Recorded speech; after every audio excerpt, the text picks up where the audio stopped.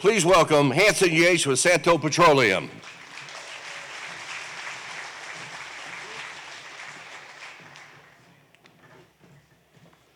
All right. Thank you, Danny, for the kind introduction. I'm an expert on nothing, though, so we'll clarify that. As Danny said, this is an updated version of the presentation that I gave at last year's sponsor dinner.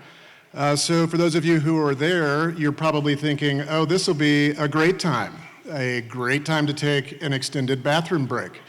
And I won't stop you if you want to, but we have tried to fit a few new things in to keep your attention.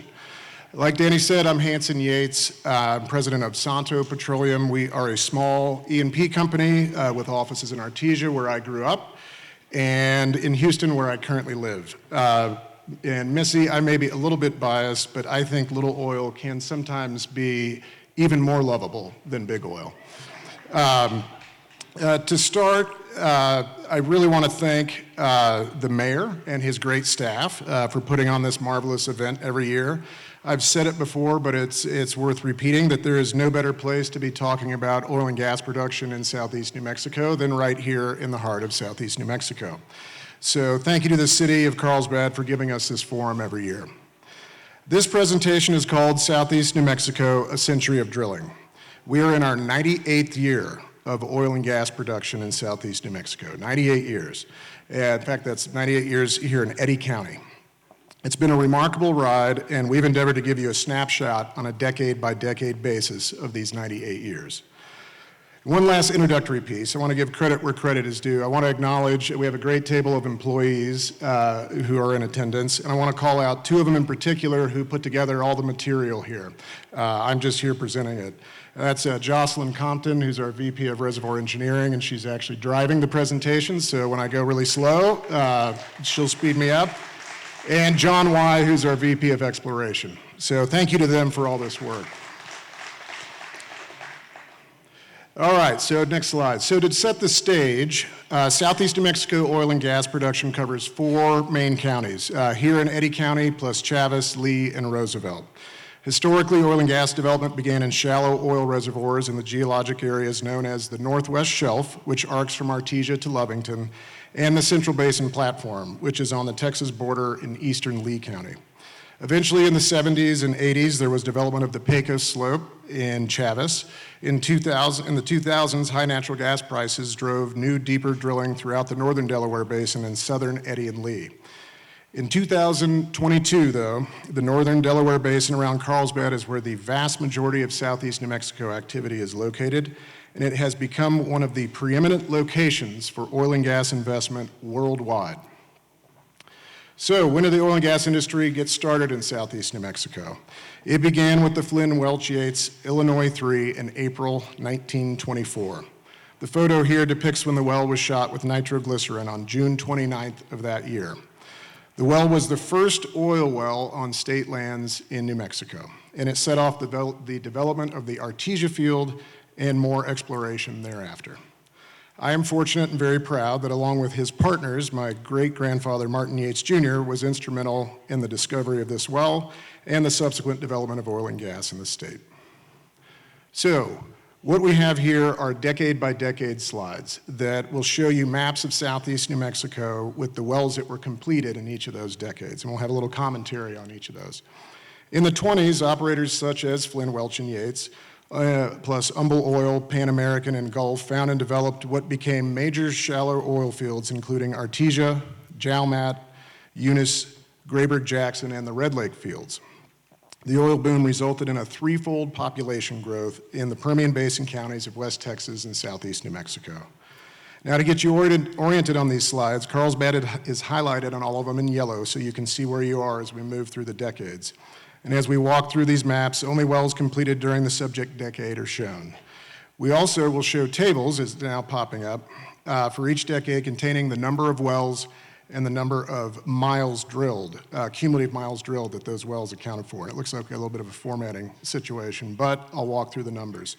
So in the 20s, there were 522 wells that were completed to the tune of 260 miles drilled. That means that on average, those wells were 2,600 feet deep, so pretty shallow. And watch as those numbers change over the decades, because it's pretty remarkable. In the 30s, there was continued development by many of the same big operators as in the 1920s, plus Amerada Hess, Texaco, Shell, and Phillips. They developed the same large fields as in the 20s, plus Langley Maddox and Eunice Monument fields along the Central Basin Platform, which is the big blob in eastern Lee County.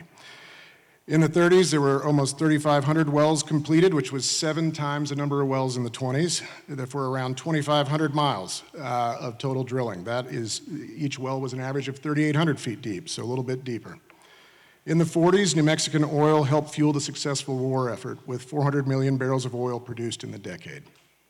There were 4,657 wells completed for a total of 3,500 miles drilled. An average well was 4,000 feet deep, so again, a little deeper. And from the 40s forward, I'll show you data on the targeted formations of all the completed wells. The 40s were dominated by the shallow oil reservoirs, and many of the succeeding decades will be as well. 3 out of every 4 wells were completed in the Artesia Group and the San Andres formations, with the Yeso comprising 15% of those formations.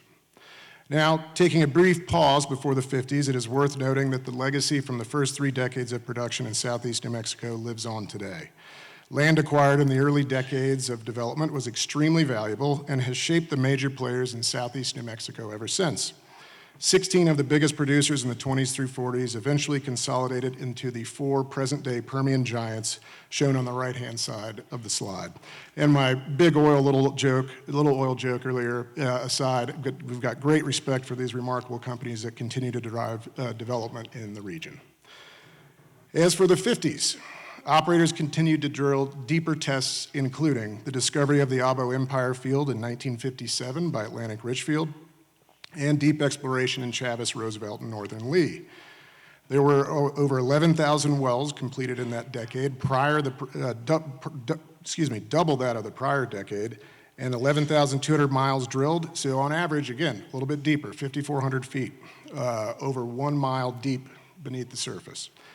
Still, 60% of those wells were completed in the Artesia Group and the San Andres. Moving to the 60s, they were marked by additional deeper development in the Chavaroo area along the Chavis, Roosevelt, and Lee County lines. Oil production continued to grow. In the 1960s, it was the first decade in southeast New Mexico that we had over 1 billion barrels of oil from the 4 counties combined.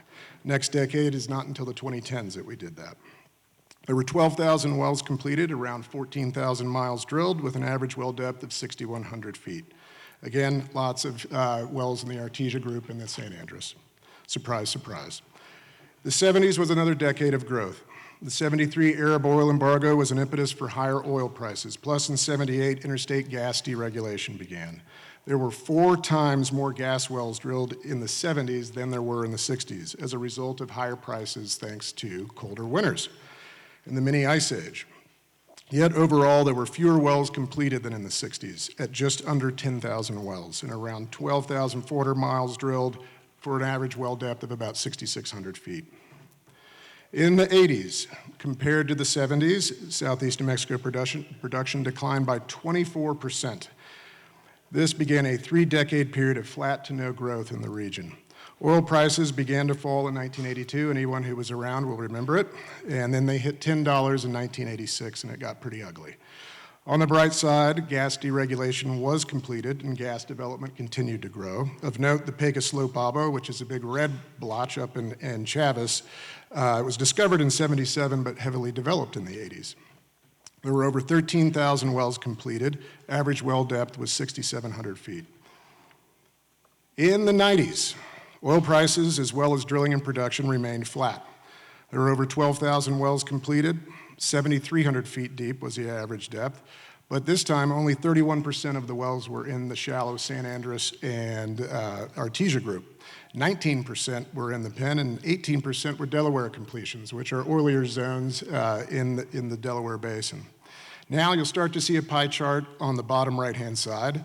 This shows the percent of wells that were horizontal versus vertical. In the 90s, only 1% of the wells were horizontal, but you'll see that rapidly change soon. In the 2000s, it was a story of high natural gas prices. Prices were consistently above $5, with spikes well above 10. Those prices drove deep vertical gas development in the Morrow, Atoka, and Strawn, including all around Carlsbad. 30% of total wells in southeast New Mexico were gas wells, more than in any previous decade. Oil prices topped $100 in January of 2008 before the Great Recession.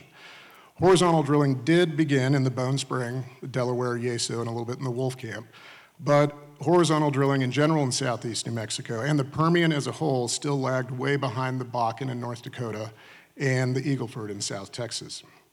Now, in the 2000s, there were over 13,000 wells completed, accounting for 20,300 miles drilled.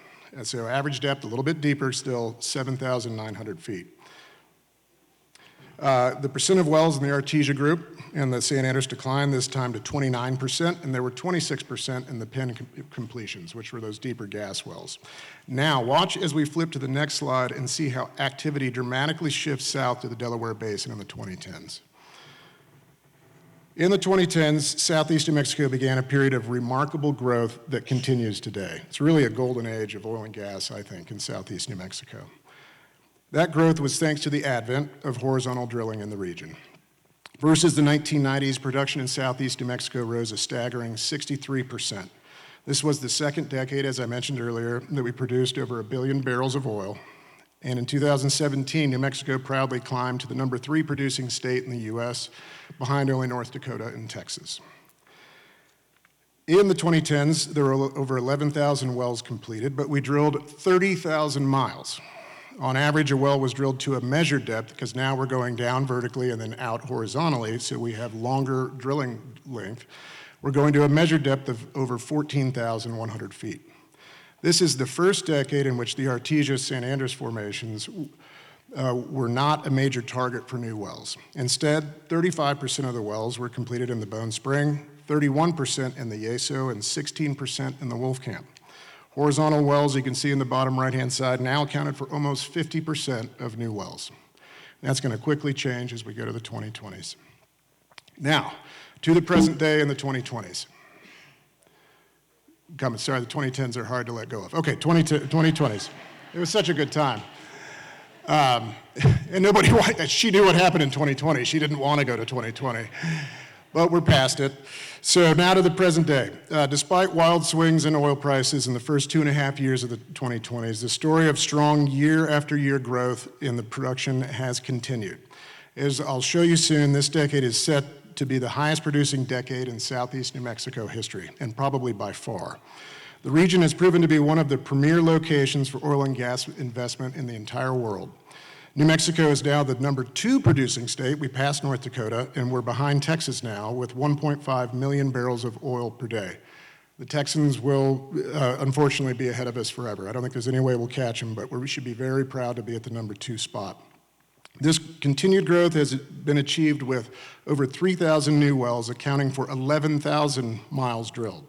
Now, on average, a new well is 18,500 feet long. That is over 3.5 miles down into the earth and out. The Wolfcamp and Bone Spring formations account for now 54% and 39%, respectively, of all new wells. The Wolfcamp, my dad told me a story once that there were a group of old guys, probably back in the 60s or 70s, who completed a well in the Wolfcamp and very proudly were flowing it to the tanks, and they went into the coffee shop to celebrate.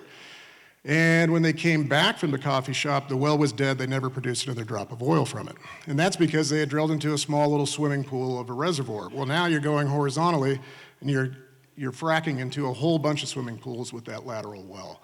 So these old formations that we passed through that were oil-bearing but were not productive now are the most productive formations in the basin. And horizontal wells are the norm. If you drill a vertical well, you're the exception. 97% of wells in this decade are horizontal. So to the next slide, in 2022.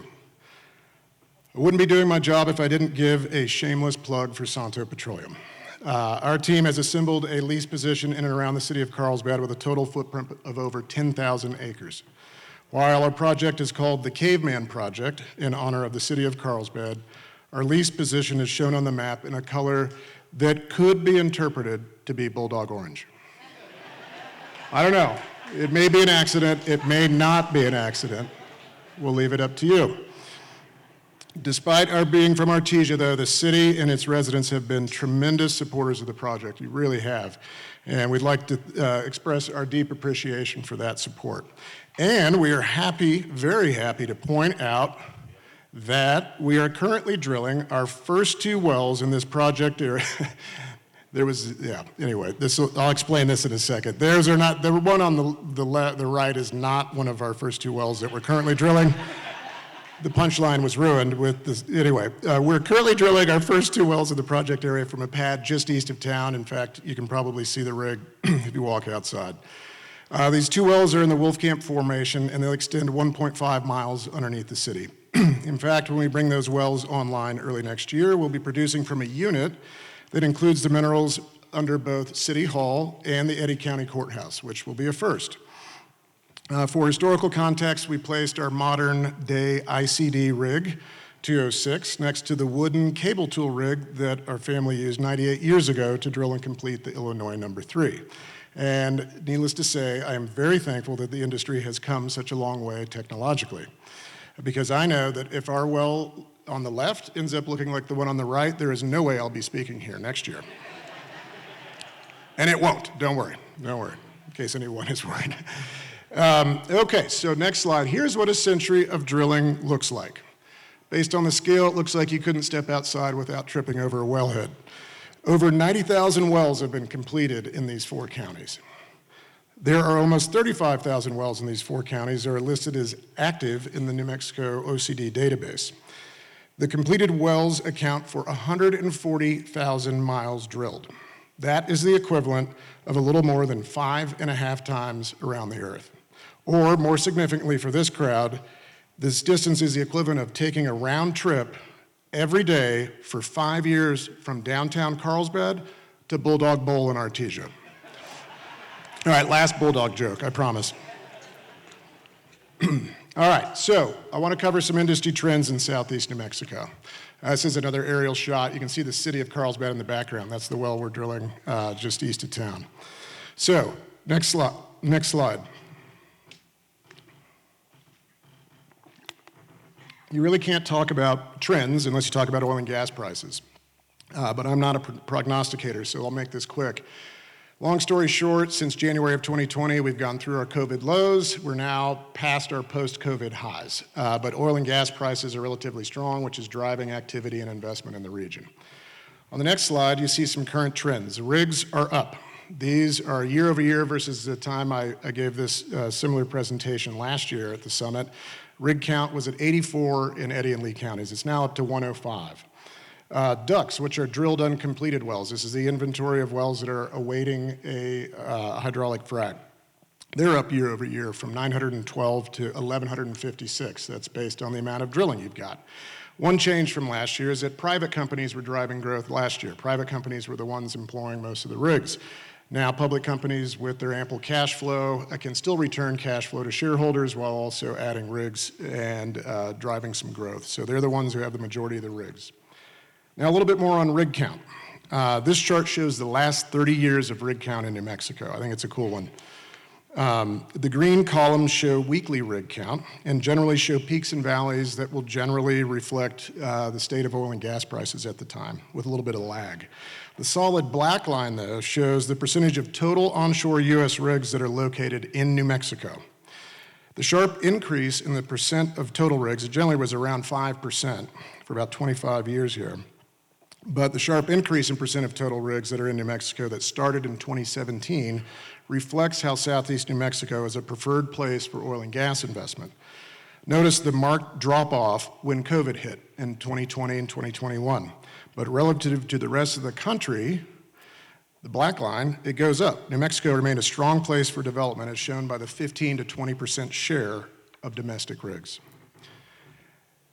Now, what are we doing with all those rigs in southeast New Mexico? This is a chart from the EIA that we found pretty cool. It's Permian Basin wide. And what we're doing with those rigs, we're drilling longer lateral wells. Remember me talking about the average well length being about 3.5 miles. Well, the average lateral length back in 2010 Permian Basin wide was under a mile long, about 3,900 feet. But 10 years later, in 2022, The average lateral length, again, this is the horizontal component of the well, is twice as long. It's over 10,000 feet long, almost 2 miles. So why are we drilling longer lateral wells? Well, this next slide hopefully will give you the answer. So quite simply, we're trying to increase the amount of oil and gas we get out of each well. This is a really cool chart that Jocelyn put together. At least I think it's cool, and I'm giving the presentation, so you have to suffer through it. But anyway, this chart shows the average production in thousands of barrels of oil equivalent in the first 6 months of life for wells brought online each year. So just think of it as new well productivity. Starting in 1945, which is on the far left-hand side of the slide, new wells produced around 5,000 barrels of oil equivalent in the first 6 months. This steadily increased to around 10,000 for new wells in the 50s. From the 50s to 2010, though, they were pretty flat at about an average of 13,000 barrels of oil equivalent. Then with the boom of horizontal drilling in 2010, well productivity then doubled in 2013 to 26,000 barrels of oil per well. By 2015, it doubled again to 50. By 2017, it doubled again to 105. And in 2021, productivity was 15 times greater per well than it was in 2010, with almost 200,000 barrels of oil equivalent in the first 6 months. That's pretty staggering. That looks basically pretty flat for about 90 years, last 10 years, taken off. So that is why the industry continues to seek ways to drill longer horizontal wells. What does that mean? What does that increase in per well productivity mean for southeast New Mexico? Well, this is, I'll quit saying it's a cool chart. Just assume I think it's cool. It means more production, and then more drilling, and then more production, and in turn, more drilling. This chart shows the top 10 years of oil production in the history of southeast New Mexico, since the advent of the collection of data. The top 8 years, well, they are the last 8 years since 2015, basically in order. And what is particularly impressive about this chart is that 2022, even though it only has 2 years and 7 months into the decade of official data, it's ranked number 4 all-time in oil production in the last 98 years. So when and if 2022, and it almost surely will, surpass 2021, we'll have set a record in southeast New Mexico annual oil production for the 8th straight year. That's pretty impressive. Yeah, it's worth a round of applause. And it's really an honor to be a part of it.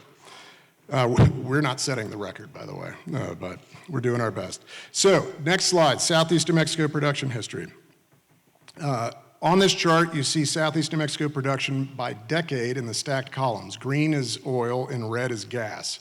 The cumulative production is in the background in the area chart, and it totals almost 15 billion barrels of oil equivalent over those 98 years. And it's again, green oil, red gas, and BOE. You can see that the dramatic increase in decade-by-decade production goes from the 20s up to the 60s and 70s. And you see that 3-decade lull and flat spot between the 80s and the 2000s that was followed by that record-setting decade of the 2010s as horizontal drilling began. However, the 2020s, again, with only 2 years and 7 months of data here, are already a top 4 decade, and they stand at 80% of the record-setting 2010s production. So the 2020s are set to easily eclipse the 2010s as the highest producing decade on record for the region.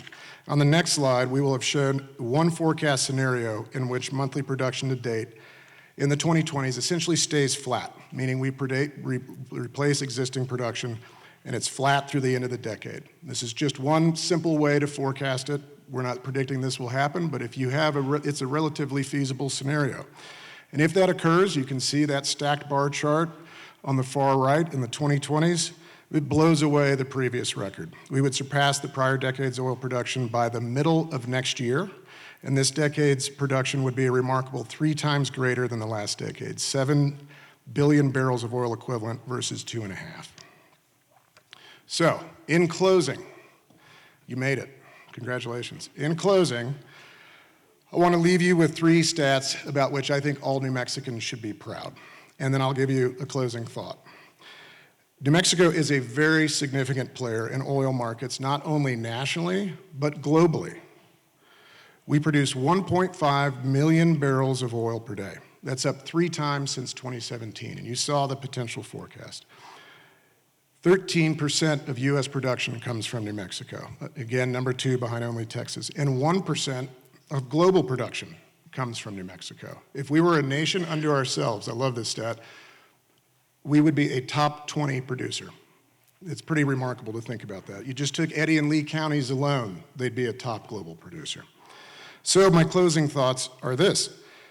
The globe is undergoing what is going to be a long slog of transition towards a higher mix of lower carbon energy technologies. Be a fan of that transition or not, I believe it's happening. But as the current state of affairs in Europe highlights, we are going to need reliable and secure sources of oil and natural gas until the moment, if and when, we are able to replace them. Meanwhile, with New Mexico's new ozone precursor rule that requires reduction in operators' wellhead emissions, New Mexico is set to be producing some of the cleanest barrels of oil and cubic feet of natural gas in the world from some of the world's greatest reservoirs. And that's a point I want you to remember. We could have some of the cleanest barrels and MCF of gas in the world. New Mexico has a tremendous, reliable, and bountiful resource of more cleanly produced oil and gas that, not to mention, also supports over 1/3 of our state's budget. Therefore, if we need oil and gas for the foreseeable future to meet our global energy needs, we should be prioritizing domestic production from right here in New Mexico. Thank you very much.